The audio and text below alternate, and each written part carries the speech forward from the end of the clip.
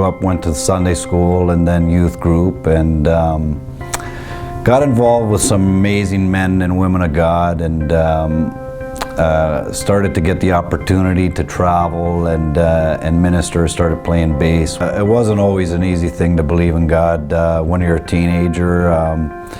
Saw certain things happening that we wanted to, move in and press into what God wanted to do, and there's always resistance to things like that, and whether it's in the church at the time or in the world. So it was tough to navigate through all that. I think at the end of the day, all we want in life is to be real. We want to be real with ourselves. We want to be real with our friends and people that are closest to us, and then most importantly, we want to be real with God. And if the question would say, if He is real, then let it be real. That period in my life where I started to turn and kind of let the things of God go, it's not something that happens like you flip on a switch, and it's something that happens when you make compromising decisions in your life where years go by and then you look in the mirror and you don't even recognize who you are anymore.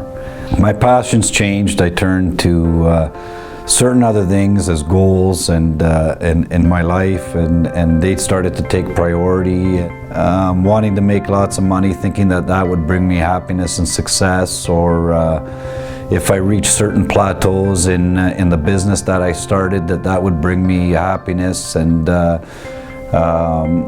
even so much to say about starting a family. But there was always something that was missing in all of that. Before I knew it, I was,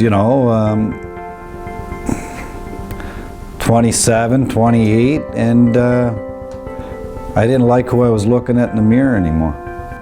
I remember back in grade 5, we did an elementary school project, and I submitted in, like, it was, what do you want to do when you grow up?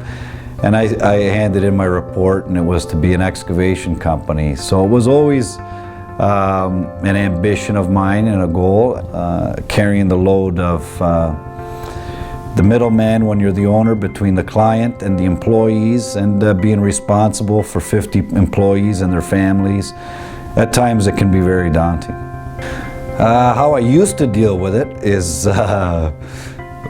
pace the halls at 2, 3, 4 o'clock in the morning and be stressed out, and progressively, as things would happen that I started to see that I'm not in control of, I was stubborn. I didn't want to give it up. I wanted to, fight against it, to say that I am the guy that can do this, and I'm the guy that can manage this, and I can do this all on my own. And the more I said that, the more I fought with it, the more I realized that I couldn't. And it was, as it progressed, then it reached to a point where I said,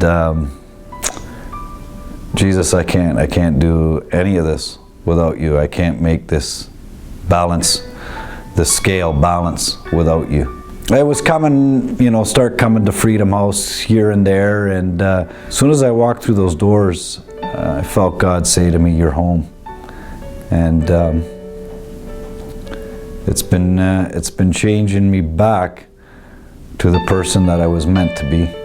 You kind of get used to being dormant and missing, and then when you taste again something as good as God and how He was, it was like an explosion to say to me, like,